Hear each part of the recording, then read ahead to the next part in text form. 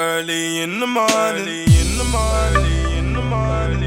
What's going on, people? It's your boy Cam, Topical Juice, and I'm back with my second episode of What's Poppin Wednesdays, the show where I talk about things in little bite-sized format rather than big things that I can't really be asked to do a whole video on. Now, two things. First things first, I want to say a massive congratulations to my 1,000 subscriber giveaway winner, Warren, my boy Wazza. I'm going to get you, I've already spoken to you, but I'm going to put it officially on camera now for the people them to know you are officially my winner. I want to thank everyone who shared my giveaway on Instagram, anyone that was able to help boost the channel a little bit more. I appreciate you, thank you. We are obviously at over 1,000 subscribers now. We just need to get that watch time up and we are there for the first milestone. So yeah, you'll get your Amazon gift card voucher ASAP and I'll order one of these pillows for you soon enough. So please hit the bell to be notified. Subscribe if you're new and smash the thumbs up because we're about to get into this one. Now, straight away, first things first. The breaking news that has broke today, essentially, is that the UK is officially in recession. It's weird because the last recession that we were involved in in 2008, it seems a lot more relaxed this time around. I mean, we've had the worst drop in GDP ever, I think, ever recorded, and the world seems to be quite relaxed. I'm not really too sure what's going on. Like, compared to the 08 recession, that seemed like a lot worse. The housing market crashed, everything crashed, blah, blah, blah. But anyway, today is the day, it's official. The UK has gone into recession. As I said, the 08 recession was the last one I remember, and it was a weird and torrid time. But the GDP now from last quarter has drastically dropped. Now, if you don't know what the GDP is, it stands for Gross Domestic Product, which is basically the total monetary value of goods and services in a country or whatever over a period of time, basically. So the total monetary value of UK economy, for example, in the last quarter has dropped by 20.4%. Over a fifth of a plummet the economy has dropped.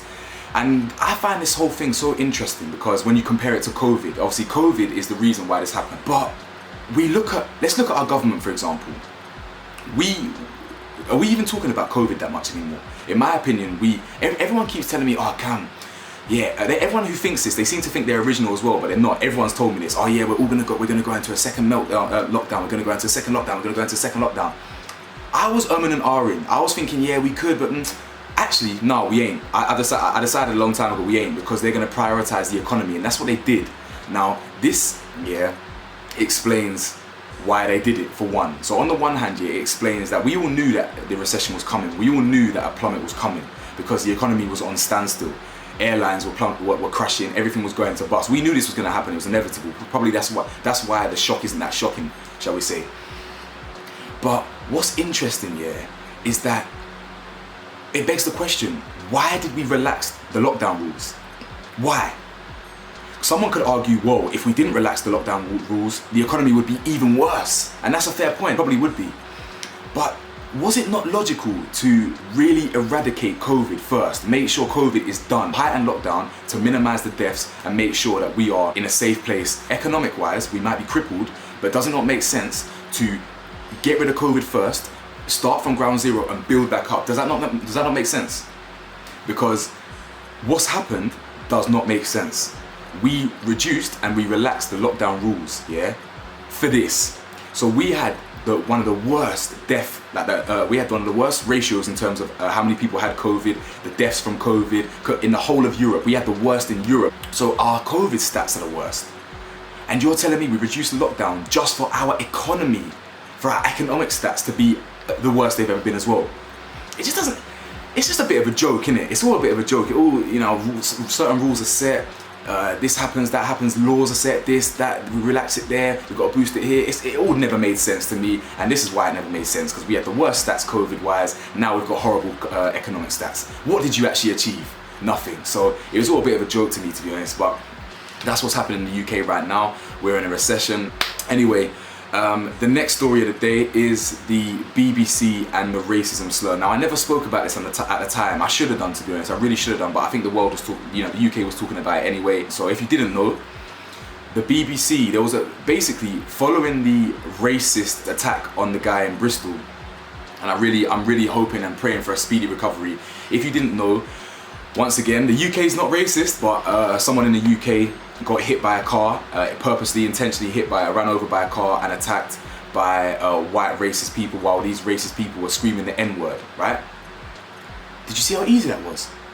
Did you see how easy it was for me to say N-word and not? Do you see how easy that was? N-word, all you gotta say. Anyway, the BBC reported on this crime.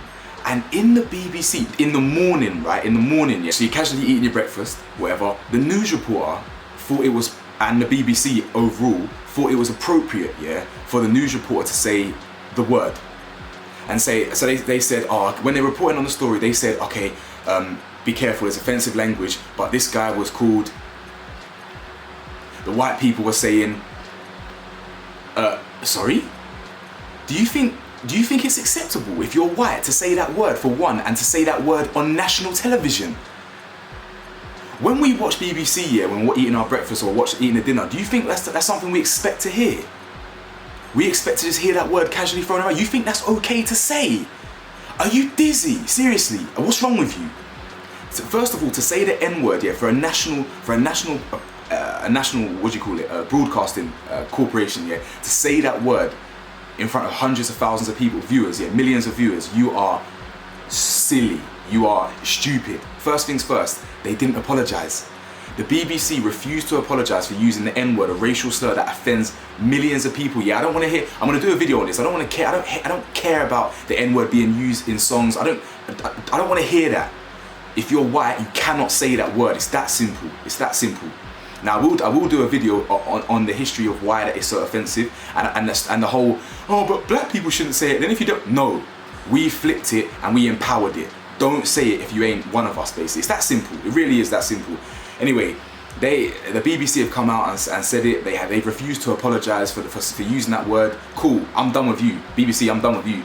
I mean, I wasn't paying my TV license anyway. I don't care if I'm saying it on camera. I'll say it to your face. I don't care. We ain't paying for license if that's what we're paying for. And the fallout from that is a BBC radio DJ called Sideman, who is a great guy for the culture. He's left the BBC now, and I think I'm so proud of his decision to leave the BBC. No one should have to stay at their place of work. First of all, if their place of work doesn't acknowledge what they've done is wrong, and second of all, if they're saying racial slurs like that. So I think, big up you, Sideman, yeah, big up yourself. We need more black leaders like you. Well, black men who lead by example like that, who aren't afraid to leave their place of work and challenge the status quo. We need more people like you. You're inspiring. Thank you for that. But honestly, BBC, you're clearly unwell. How you thought that was acceptable is beyond me. Finally, my final story is A-level results day is tomorrow. Now, the reason why I want to talk about this is because of how they've handled the grading system. Now, Scotland, for example, they made a boo-boo. They really went tits up. Like, the teachers in Scotland had predicted grades. The students had predicted grades from the teachers. And then what they did is they changed the predicted grades. They used a system which would give predicted grades based on the school's previous performance. But that is ridiculous because that then undermines people, intelligent kids who go to underprivileged schools, for example.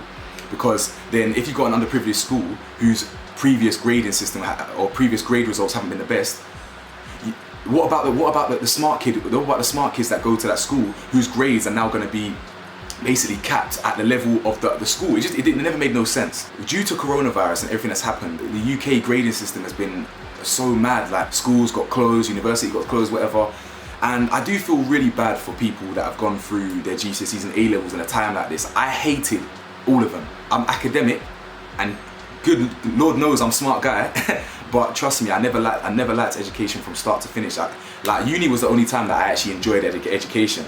So I feel bad for the kids that are going through what they're going through now, but I just want to say good luck. The whole coronavirus is literally, when it comes to the economy and school and things like that, it's really put a spanner in the works. It's important that people that have been studying for their university, for their GCSEs, for their A-levels, whatever, that they get their grades, because they need to progress into higher education, or they need to have a job security or something going forward. So either way, all I want to say is best of luck to all the people that are going through their exams, or sorry, not going through their exams, but are going to get the results soon.